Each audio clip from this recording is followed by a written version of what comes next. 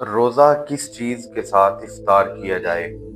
عموماً یہ مشہور ہے کہ اگر کوئی چیز میسر نہ آئے تو بندہ نمک کے ساتھ روزہ افطار کر لے۔ حالانکہ اللہ کے رسول صلی اللہ علیہ وسلم نے فرمایا، مسند احمد کے اندر یہ حدیث ہے، اذا افطر احدکم فلیفطر علی تمر فانہ برکۃ فان لم یجد فلیفطر علی ماء فانہ طہور۔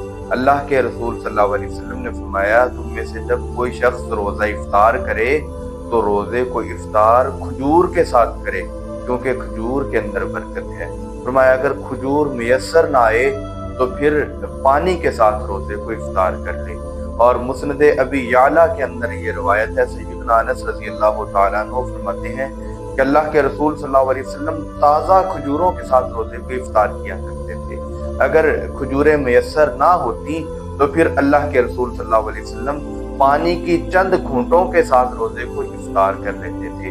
تو ان دونوں احادیث سے پتہ یہ چلا کہ اگر بندے نے روزے کو افطار کرنا ہو تو پھر کھجور کے ساتھ روزے کو افطار کرے، لیکن اگر کھجور میسر نہ آئے تو پھر پانی کے ساتھ روزے کو افطار کر لے۔ تو روزے کی وجہ سے بندے کے جسم کے اندر نکاہت اور کمزوری واقع ہو جاتی ہے، اور جو کھجور ہے یہ بڑی تقویت اور طاقت والی چیز ہے، اس سے پھر جسم کو طاقت اور قوت ملتی ہے۔ تو اس لیے بہتر یہ ہے کہ بندہ کھجور کے ساتھ روزے کو افطار کرے، اور اگر کھجور میسر نہ آئے تو پھر پانی کے ساتھ روزے کو افطار کرے۔